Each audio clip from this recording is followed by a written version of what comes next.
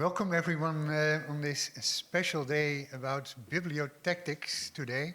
Very much appreciate you being here, especially at the No Kings Day. And if some of you want to go back to the demonstrations, of course you can do so after this talk.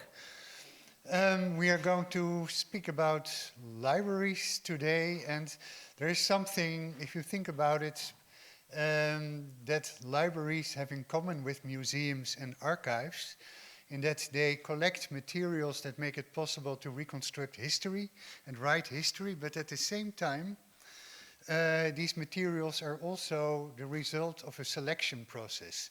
And those selections, the decisions, what gets into a library, into a museum, into an archive, are partly random and partly also biased based on power structures and specific interests.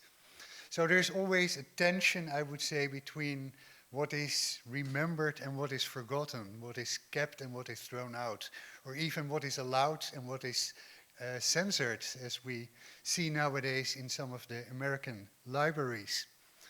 I think the history of libraries is very much a history also in that sense between top-down decisions and bottom-up initiatives. And I think Cindy Nguyen's book, Bibliotactics, makes that beautifully clear. And we will hear, I'm sure, more about those logistics, dynamics, tensions that play an important role in every library, but in this case, of course, the case study is Vietnam. I won't go into further detail, but want to officially introduce our guest speaker today. Cindy Nguyen is an assistant professor at the Information Studies Department, the Digital Humanities Program, and the Asian Languages and Cultures Department at UCLA. Her work has appeared in Journal of Vietnamese Studies, Verge Studies in Global Asia, Journal of Interactive Technology and Pedagogy, the Vietnamese American Refugee Experience Model Curriculum, and exhibitions such as Textures of Remembrance, Vietnamese Artists and Writers Reflect on the Vietnamese Diaspora.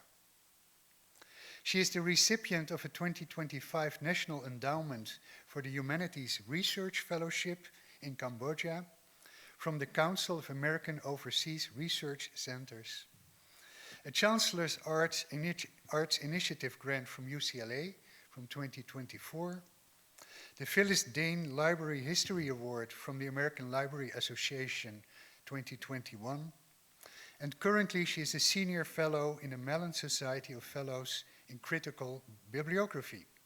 She is also a public scholar and community artist exploring themes of migration and memory. And I think that's more than enough.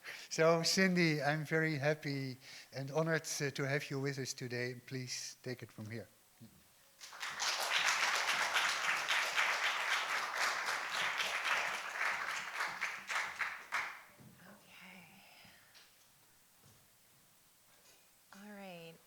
Thank you so much for parsing time on a lovely Saturday afternoon to be here today. I know I have a lot of competition in LA in terms of different events, and I so very much appreciate it.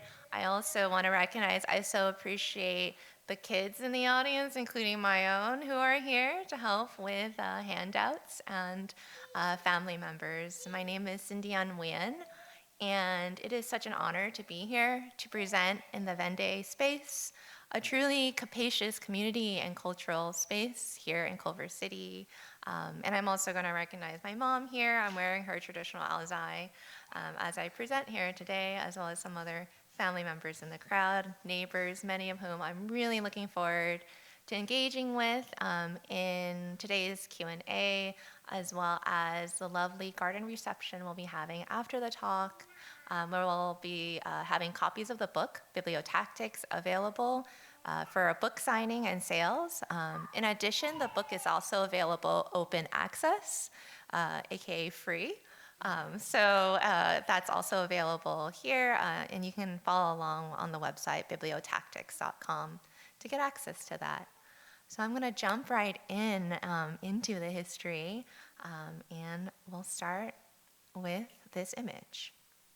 So on March 1936, the first bibliobus, or the mobile library book vehicle, circulated over 800 French and Vietnamese language books of popular literature, history, morality, and science from the Saigon Library.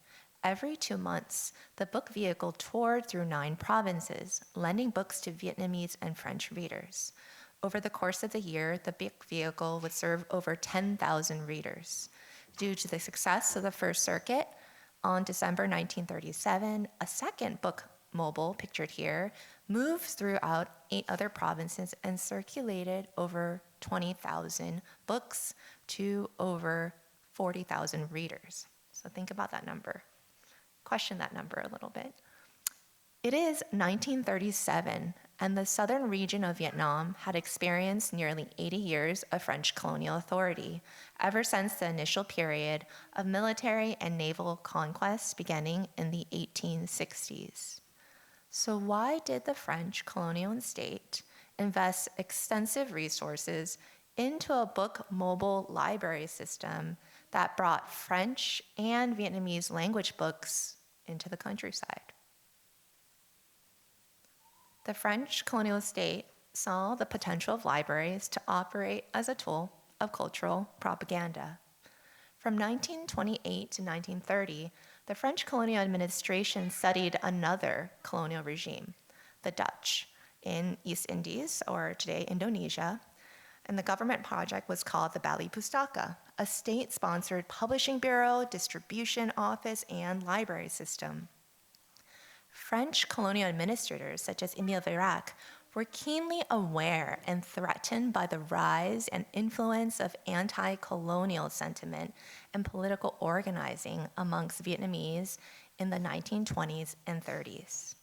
While resistance to French colonial authorities had existed since the beginning of French intervention, by the 1920s and 1930s, political organizing had evolved, shaped by internationalist political ideologies, from constitutionalism, anarchism, socialism, republicanism, as well, of course, as Marxist-Leninist class-based arguments throughout the networks of revolutionaries in Vietnam, in Hong Kong, in Bangkok, in Singapore, in Moscow, and Paris. As seen as his quote, Veyrac described the existing threat of Bolshevik political ideas that were inspired by the 1917 Russian Revolution and anti-French sentiment among a growing generation of dangerous, young, urban Vietnamese radicals. Veyrac argued that this spirit of subversion had not yet contaminated the countryside, yet the urban radicals bring a dangerous risk to public peace. Veyrac was serving as a director of a state-sponsored publishing effort in northern Vietnam and was a techno-bureaucrat whose major role was to control the production and circulation of knowledge towards pro-colonial, pro-French ideologies during this period. He instrumentalized publishing through censorship of anti-colonial materials and promoted the publishing of pro-French propaganda as well as, quote, apolitical texts. Most importantly, he saw the library, the bookmobile, as an extension of the French propaganda engine into the countryside. So let's pause a second. So this story of top-down cultural propaganda could appear very familiar to other historical contexts of European imperialism, of authoritarian societies, and even have contemporary relevance in terms of media production, sponsorship, and book bans that we have today. However, I want to tell a slightly different story, a less familiar and less obvious story. The story of the readers of cultural propaganda, the library readers who are not just one-directional passive recipients, the story of the library builders who work within the library system, who do not just unquestionably carry out a singular state propaganda uniform message. So this is a story of the people and the practices who live, exist, and defy a cultural propaganda system. In my book, I uncover the emergence of the colonial public, who were brought together by the French colonial institution of the library. The colonial public comprised a diverse group of builders and users of the library, French and Vietnamese, government bureaucrats, library personnel, journalists, and everyday library readers, committed to defining the political role and everyday meaning of the library. I trace how these direct interactions within the library formalized a cultural and political consciousness that tied together public space, publicly accessible reading matter, and the public as a collective, a community that ultimately shaped colonial era and post-colonial visions of Vietnamese nationhood and collective identity. So the history of 20th century Vietnam often focuses on the rise of nationalism within the vernacular or the spoken sphere of Vietnamese print industries or in spaces of oppression, such as the prison or plantation economies, or within circulations to China, Japan, France, and Southeast Asia. So while these forms of nationalism are fundamental to understanding political movements, they are inherently overdetermined by this anti-colonial framework of revolutionary-driven independence. So what happens when we place the colonial state institution of the library at the center of analysis of public life and collective imagining? We decenter these framings of nationalism as the only form of resistance and agency. We can better articulate processes of bureaucratic state-making that cross political regimes of pre and during and post-colonialism, and we conceptualize a more nuanced history of Southeast Asia that's grounded in public experimentation and social practices. As the first comprehensive history of the colonial turned national library in Asia, this book engages with three fields of scholarship: Vietnamese history, colonial and post-colonial studies, and histories of library reading and information. So through these engagements, I advance this alternative framing of a colonial public sphere. So this book demonstrates that rather than acting as a singular egalitarian or Habermasian public sphere, the colonial library in Vietnam was home to plural and unequal colonial publics. The library was a contradiction. On one hand, it was this symbolic opening of a world of ideas through universal education, access to modern knowledge, and shared public spaces. On the other hand, the claim of intellectual emancipation was predicated on a French colonial paternalistic relationship of a centralized difference between the colonizers, so the French, and the colonized, this indigenous population. So I examined this history of the colonial public sphere in Vietnam, who was a plurality of publics that coexisted and were relationally constituted. So thinking about the bourgeois elites, the colonial bureaucrats, the Francophone and Vietnamese language readers, the Vietnamese rambunctious male youth, French female expatriates and their children, intellectuals, journalists, serious and leisure readers. I propose this concept of bibliotactics to characterize the everyday agency of the colonial public, the builders and users, to articulate this meaning of the public through shaping the policies and use of the library.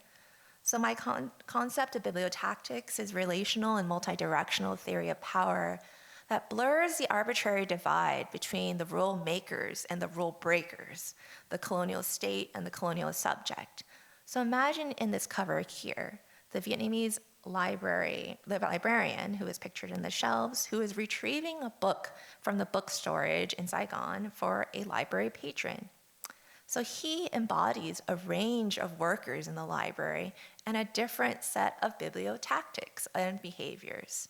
For example, for the Vietnamese male librarian staff named Le Thé Vinh that I talk about in my book, who arrived regularly late to work, stole books, read during work hours, how did his everyday actions reflect this resistance to or negotiation within this institution of colonial dominance? The chapters follow a historical structure focused on 5 practices: to document, to be in public, to circulate, to read, and to reassemble. And those that came early, and I might have a few extra, received a little pamphlet handout, which works almost like a bookmark or a leaflet that my son handed out, and that is actually made on traditional Vietnamese handmade paper. That requires hundreds of steps and is with this community project called ZOM Project. So this is, every paper is unique in that it's handmade, and then it's printed with these bibliotactics to document, to be in public, to circulate, to read, and to reassemble. So those that received it, and I do have a few more for those that ask questions later. But I wanted to gift this to you too as a way to tactily remember and hold on to what it means to think about bibliotactics, right? So while my talk could be very theoretical and historical and bring you into a completely different historical context, I hope that these practices and the structure of the book focuses on these 5 practices could function in these ways. It could be a theory of power. It could be understood to understand historical practices, and there might be contemporary relevance in different types of industries, whether you work in cultural heritage or not, around what it means to think about reading and circulation and reassembling cultural and national heritage. So this talk is organized in 3 parts. The first introduces a vision of the library system, and in the second and main part, I show how the library infrastructure, reading matter, and urban centrality gave a distinct rise to a public reading culture who deeply shaped the Vietnamese political project of libraries. And I'll conclude with a discussion on decolonization of libraries for the post-colonial northern and southern states, and to plant some ideas to rethink and temporalize what it means to decolonize. In 1865, the Cochin China Library was founded as an administrative library and information archive for the colonial government in Saigon. From its founding, the library users were mainly French and Vietnamese government officials. The library was located in Saigon, or today's Ho Chi Minh City, in Vietnam. By 1917, the colonial government sought to centralize all documentation under the Directorate of Archives and Libraries of Indochina. The Directorate was an ambitious system of 5 archives and libraries in each of the 5 regions of the newly formulated federated colony of French Indochina. So the 5 regions are demarcated in this colored map, with Cambodia in red, Laos in green, and the 3 parts of modern-day Vietnam, Tonkin, which is in the north, Annam in central, and Cochin China in the south. The directorate system was centralized in Hanoi, the new capital of French Indochina, where the Central Library, Central Archive, Legal Deposit, and National Bibliography of Indochina were located. The Hanoi Central Library was opened in 1919 and operated both as an extension of the National Library in France and as an Indochina State Library in Hanoi. By the end of French rule, the Hanoi Library was regarded as one of the most developed and largest library in all of Southeast Asia. It held over 150,000 works, a daily readership between 300 and 600 readers, the majority of whom were Vietnamese, and a popular lending section with over 60,000 annual checkouts. So for scale, during this time, this ranks comparatively higher than libraries in France. So this is a very well-utilized library in the colony of Vietnam. The Hanoi Library was afforded a large budget, and no other territory in the entire French Empire had undertaken such a multi-layered documentation project. In 1924, the Cambodia Library was opened to the public in Phnom Penh and modeled on the structure and operations of Hanoi. And these 3 central libraries, Phnom Penh, Hanoi, and Saigon, brought textual authority and lettered intellectualism within a controlled space of the French colonial government institution. So I argue that libraries function as a technology of colonial power. So let's take a step back for a second. So colonialism is generally characterized by 5 interwoven elements. The first 2 elements are what is associated with colonialism, where foreign authority comes in with the aid of military to exploit resources and establish political systems that carry out systems of capitalistic extraction. So that could be resources such as nature, land, as well as human resources. So point 5 here points to how settlers are often brought in from an imperial power to carry out economic and political system of colonialism. There are also other elements of internal and cultural imperialism through setting up internal systems of biopolitical management of people, land, flora, fauna within the colony. So some methods of control would be that one can see in institutions is the prison, schools, police to maintain elite or white-aligned elite, and creation of racialized hierarchies with surveillance and segregation. So as Eve Tuck and Kei-Wang Yang have described, and decolonization is not a metaphor, land and the relationship to land is fundamental to these processes of colonialism, as well as foundational to decolonization. Yet French colonialism took on a very specific form. The story of the colonial library in Indochina is very much defined by these specifics. The creation of the library system was part of the development of a French colonial state bureaucracy, purported to be, quote, modern state instruments in authorizing civilizing educational resources to indigenous population, which then ultimately reinforced the French colonial authority. The Directorate of Archives and Libraries formalized the training of Vietnamese administrators to be documentation bureaucrats. So in other words, the colonial system was operated by Vietnamese administrators. So they then operated throughout Vietnam, as well as government capitals of Vientiane in Laos and Phnom Penh in Cambodia. So these librarian archivists carried out the French colonial documentation work, record keeping, report writing, maintenance of archives and reference collections for administrators. Essentially, the Director of Libraries and Archives constructed a paper trail that followed and reinforced colonial power. So you can see some of the higher level librarian archivists and curators here, namely Paul Boudet, who served as the director of the system during the entire French period, who was trained in the famous Chartres Paris School for Archivists, Curators, and Librarians. This also includes Simone de Saint-Exupéry, who was the older sister of the famous writer Antoine de Saint-Exupéry, as well as the first Vietnamese trained Chartres archivist, Ngo Dinh Nhu, in 1934. He is most known as a brother of the South Vietnamese president Ngo Dinh Diem in the postcolonial period during 1955 to 1963 as the political advisor and leading the secret police. Yet these librarian archivist leaders shaped the organization, the structures, and the library system that ultimately created and shaped the institution today. And a few other photographs of many of the Vietnamese male librarians and archivists. On the top here, you have a group receiving a 6-month training course on card cataloging, and on the bottom, reorganizing bundles of government archival paperwork. Yet French colonial library development in Vietnam brought together two intersecting discourses: 20th century French, American, and British library sciences, as well as the ideologies of the French civilizing mission to bring social progress to the colonies. Here you see an official announcement of the opening of the library by a Vietnamese assistant librarian named Nguyen Quoc Nguyen. He published in Vietnamese and French and declared, "This library is like an establishment of higher education where everyone from the farmer to the official can come to learn, to perfect their profession and develop their intelligence. Today, we are ignorant, powerless, and poor, but when we gain sufficient education, we can better our conditions of existence."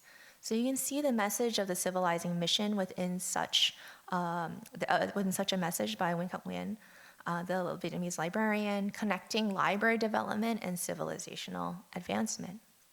So this brings us back to the bookmobiles in the 1930s from the intro.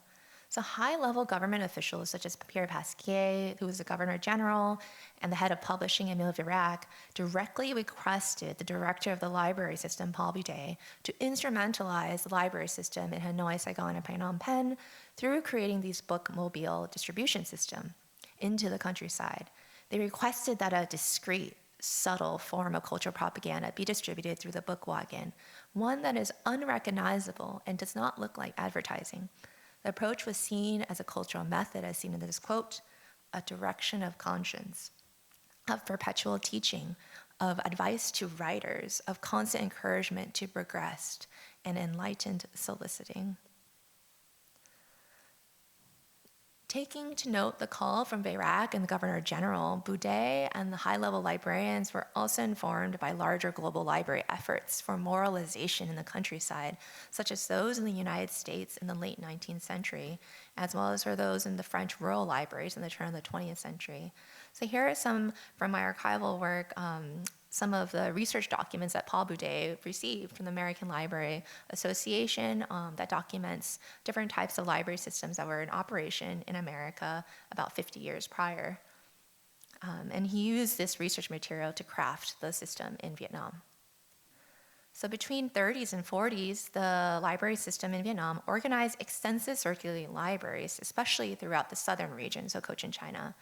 They were top-down extensions of the state into the countryside to disseminate, quote, good reading as didactic, politically safe, and vulgarizing reading matter as a healthy leisure activity to combat potentially dangerous, radicalizing reading.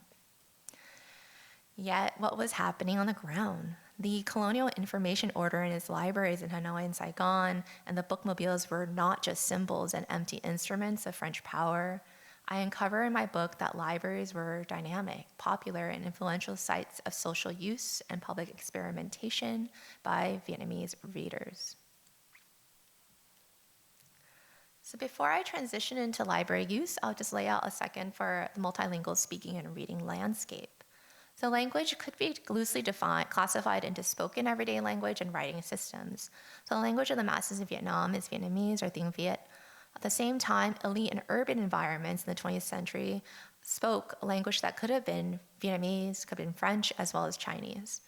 In terms of writing systems, by the 20s, Quốc ngữ, which is Romanized Vietnamese, was more popularized as a script of the Vietnamese language, particularly throughout mass print and colonial education. French was used primarily in urban environments and as the official language of the administration. So here you can see in this example here, the cover where you could have Quốc ngữ, so Romanized Vietnamese. That's written with like what looks like QUOC and GU, as well as Han Nom, which is the logographic or character-based script for Vietnamese. You also had French. So in this cover here, you have kind of color-coded a publication that was published in the 40s that would have Quốc ngữ, so Romanized Vietnamese. You have French in there, as well as you have Sinitic or Chinese that's written on the cover as well. So you have this multilingual writing and speaking environment. So my book covers how the library was at the center of a competing and overlapping world of letters, where language and literary collections and authority were intrinsically tied together. The interactions between Francophone, Sinitic, and vernacular Vietnamese world of letters is clearly seen how Vietnamese readers navigate and critique the library collections, a phenomenon I describe as public reading culture. As I mentioned in the intro, the Hanoi and Saigon libraries were overwhelmingly a popular space and comparatively as well utilized as the largest libraries in France during the same time. You can see the yearly popularity of readers visiting the Hanoi Library in this chart from 1920 to 1941. There's a shift in the 1920s to 30s that aligns with the expansion of French indigenous schools, where more Vietnamese were taught in vernacular Vietnamese, as well as basic French at the primary and secondary levels. At the same time, the period also witnessed tremendous social demographic changes, which was increased rural to urban migration for employment and education. And with more literate, educated, and urban Vietnamese in the 30s, the Hanoi Library reading room predominantly became Vietnamese. So for example, in 1929, the visit number of French patrons to the Central Library reading room started to decline, so that's in blue, each year, while the numbers of Vietnamese patrons increased exponentially, doubling in number every 5 years. Yet, so besides like demographic information, what does it mean to be in public? I argue that the library became this preeminent space for debating questions of the public through everyday use and the press. Who from colonial society were included in the public? French and Vietnamese, male and female, only colonial administrators, or the wider public of Vietnamese, students, professionals, intellectuals? What is permissible behavior? So you see here in this quote, in 1932, a Vietnamese journalist named Hy Thom, criticized Vietnamese students for crowding the Hanoi Central Library, taking up the limited number of 84 chairs and reading useless books, he says. Certainly, the reading room cannot serve both as a rendezvous for all the intellectuals who tend to find there the best refuge to pass pleasantly their days, as well as a space for those careless youth in the company of action and adventure novels and illustrated reviews. A reading room is not made so that school children of all kinds play truant in the reading room and trouble the calm meditation of the serious readers. So you can see in this chart here, Vietnamese male high school and university students formed at least 73% of total Vietnamese reader cards. And here's a photograph of many of the male Vietnamese students who crowded in the reading room. So I argue that a distinctive public reading culture emerged through these encounters with library space and bureaucracy, as well as the reading matter. The infrastructure of the library offered a unique central urban space open to readers throughout the day. For example, the Hanoi Library Reading Room was open daily from 9 a.m. to 10 p.m. Just think about that number too, compared to today. So this was a very valuable, well-lit space for evening reading, particularly for busy administrators and students who would visit after work or school. It is here that the colonial public encountered one another as anonymous readers of an urban public. So second, the library was arguably one of the most well-utilized state institutions who brought individuals into direct contact with the bureaucratic nature of the colonial state. To use a library, a reader submitted oneself to protocol of paperwork, an extensive application for a library card, proof of residence, employment, identification card, surveillance and control of public behavior within a shared space. So third, the library reading room and lending section provided an incomparable resource for broad self-directed learning and free access to global literature, reference works, and news periodics primarily in French language. Both libraries also developed small Vietnamese vernacular script, spoken Vietnamese collections. So from my sweeping analysis of different sources and library checkout records, newspaper reports, and book purchase lists, I was able to kind of recompile what readers were reading. So here is one such borrowing log that I was able to recompile through my archival work that looks at the book wagon that circulated in the Mekong Delta. So in a group of, one circulation, so this was recorded in a month, 31 borrowers, of whom the majority were Vietnamese men, government administrators, teachers, students, and they would borrow for 2 weeks. They also would read socially, they shared books, and often never returned the books. And from there, there's a lot of text on this, but I just wanted to showcase a sense of what the reading behaviors and reading tastes looked like. So I discovered that there were 3 general groups of reading. So in blue, you have a grouping of popular French literature at the time, such as French historical works, such as André Gide's return from the USSR, that he writes about his experience in the Soviet Union. You also have other kind of more historical works, investigative reporting to China by Albert Londres. You also have French popular fiction, romance, police, espionage, women's literature by this brother and sister author named Dali. And then the second group are actually in green, is French language translations of global literature. And some of these titles might sound familiar to you, such as the works by Pearl S. Buck, Leo Tolstoy, Aldous Huxley. That was very popular during the time in the 30s and 40s. And then you have this third group of materials in red, which are Indochina reference materials that were published in the 30s and 40s, as well as vernacular, so Vietnamese language literature. And I'll talk about that red group a little bit more. So this is really significant because with what I was saying, the demographic changes in Vietnamese literacy, you actually have more writers who are writing in Vietnamese literature that could be read by a wider population. So there was a publishing boom of which this slide encapsulates, and popular books that were circulated in the bibliobus, the book wagon, also included materials of this vernacular Vietnamese writing material. On the left are works by the prolific Vietnamese Southern writer Ho Bio Chan, who wrote research, literary criticism, adaptations, and stories of village life. His primary cast of characters in writings were farmers, merchants, administrators, adventurers, and intellectuals, essentially really kind of a snapshot of what colonial life looked like.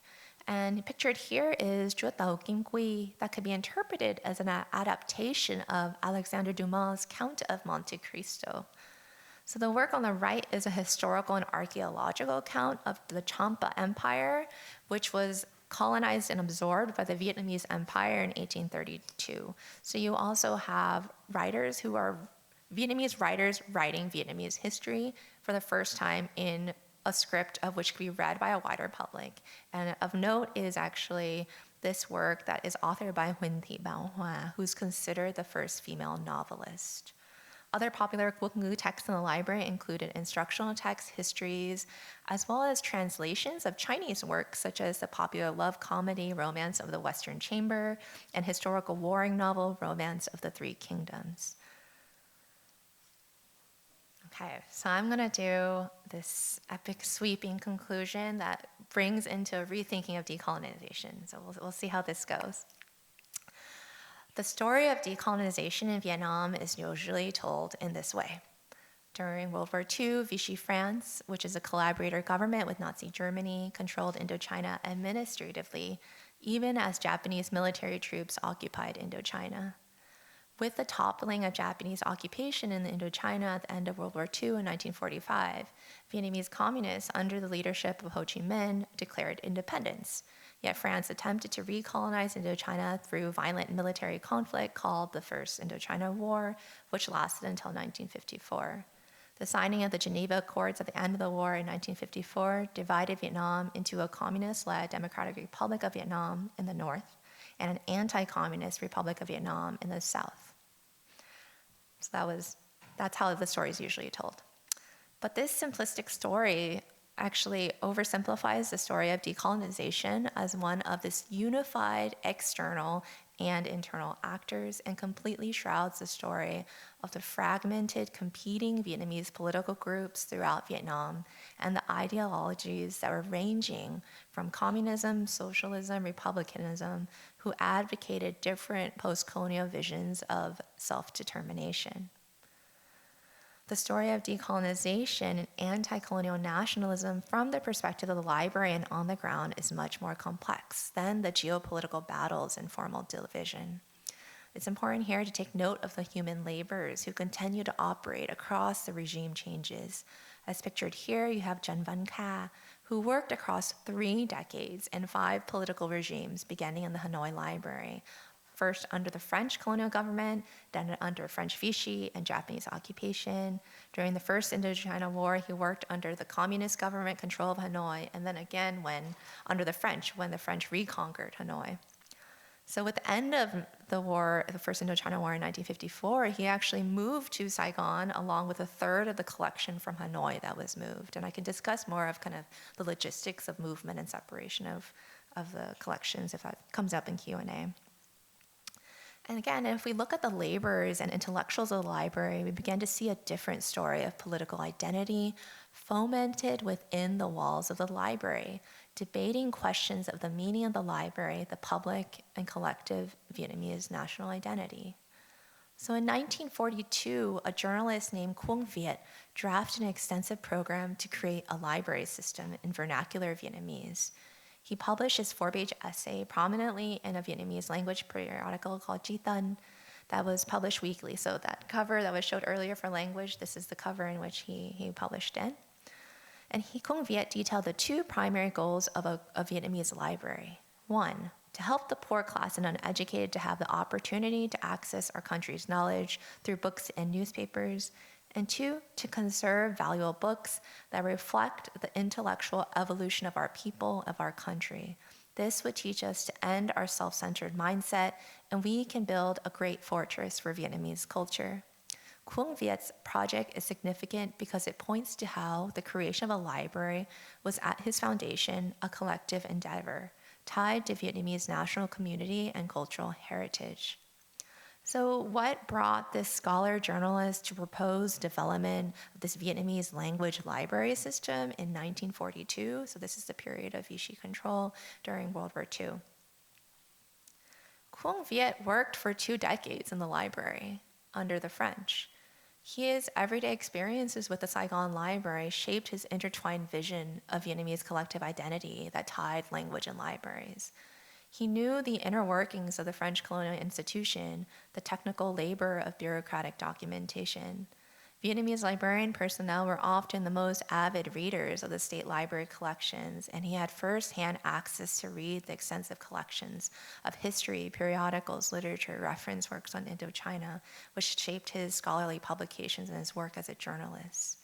2 decades of direct work and experience in the library exposed Quang Viet to the limitations of these French colonial institutions and colonial rule more broadly. It failed to provide public access and substantive social change for the majority of the Vietnamese population. So just following his life, over the course of the late colonial period, his activities became much more explicit as he joined the Socialist Association in Saigon, and he later departed to France as a newspaper correspondent. According to the internal library reports, Quang Viet left his job at the library before 1945, so the end of World War II, and with his departure, took 600 piastres, which is a lot of money. He took 600 piastres. He took the keys to the library safe, the dossiers on European government officials, a manuscript by Anatole France, and he burned his personnel files that documented his work in the Saigon library, as well as many of the personnel files of many other Vietnamese workers. So this makes for very difficult for a historian trying to do research and piecing together this with his life. But the intentional destruction of his records really speaks to his political activity and his separation from a government office, as well as his turn into socialist and communist organizing in France. So he lived in France from 1948 to 55, and then he actually continued to work in the Vietnam National Alliance, which is a front for the Northern Democratic Republic of Vietnam, to bring together different communist and resistant efforts while in France.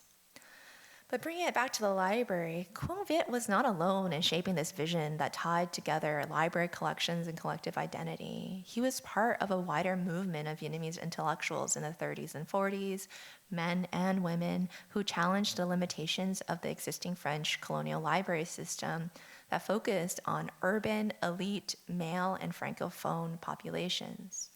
So throughout this talk, I showcase how different and direct interactions with the library formalize a political consciousness, whether it was working within the library bureaucracy, navigating public space, calling for building Vietnamese language collections. The stakes of building a library were of urgent importance to the French colonial administration, Vietnamese intellectuals, and we shall see post-colonial Vietnamese statesmen. In the last chapter of my book, I examine the unraveling of the colonial information order through the decolonization of the Hanoi and Saigon colonial libraries, and then they transformed into the national libraries of the Democratic Republic of Vietnam in the north and the Republic of Vietnam in the south. Decolonization of the former colonial libraries involved this intertwined process, confrontation of the colonial legacies and reimagining of a national future.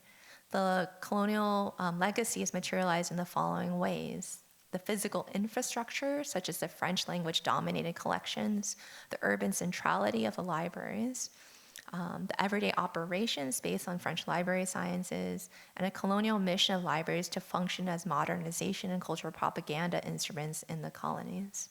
But by 1955, two distinct Vietnamese nation-states existed who were competing for Vietnamese cultural and political authority with competing national capitals in Hanoi and in Saigon. And I'll talk briefly about those two capitals. In Saigon, the Republic of Vietnam in 1955, President Ngo Dinh Diem declared the construction of a new library building on the site of the former Saigon colonial prison. Officials used the National Library Project to showcase the RVN as the legitimate government to preserve and represent Vietnamese culture and history, both domestically and globally. Officials centered the National Library as a fortress to protect and develop national culture.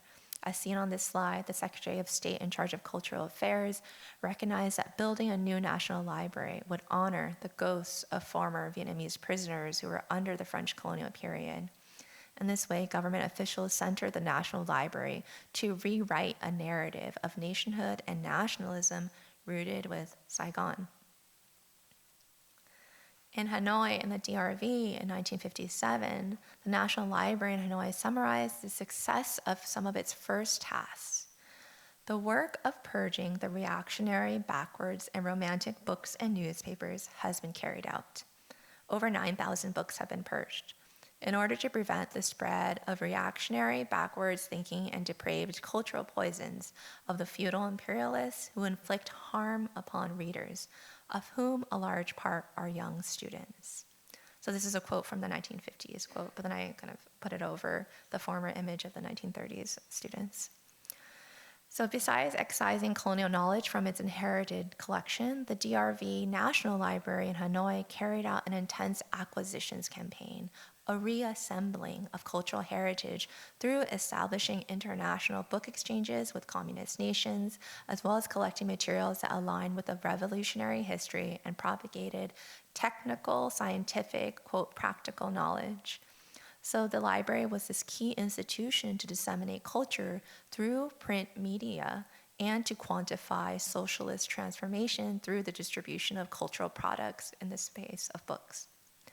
So you can tell both of these institutions are these regimes are fundamentally different ideologically. Yet, both the northern and southern states recognize the important role of the library as an instrument of state hegemony, to build national and public legitimacy, and to disseminate cultural propaganda that align with the nation-state project of competing Vietnamese state authorities. So this talk and my book, Bibliotactics, uncovered the emergence of a distinct colonial public within the Hanoi and Saigon libraries. Libraries function as institutions of hegemony that formalize a body of colonial knowledge on Indochina and Francophone-dominated Western literary canon. While serving as tools of the French colonial information order, a distinctive public reading culture emerged within this library. Public reading culture were experiments in individual and collective political identity through the experience of reading within a colonial state-mediated space. Readers participated in bureaucratic procedures of applications for reader cards, submitted themselves to a contract of shared use of public goods, and through these interactions engaged with the modern state and participatory citizenship in an everyday, tangible fashion. Reading a range of literature, media forms, local and global news in the Colonial Library facilitated a distinctly modern cosmopolitan sensibility and leisure-driven erudition. This book uncovered that the library was a tactical space where Vietnamese readers pursued alternative uses of the library that exceeded its hegemonic intentions. Everyday Vietnamese readers reinscribed the urban public space as social centers, the tactics of operations of the marginalized within an official system of power.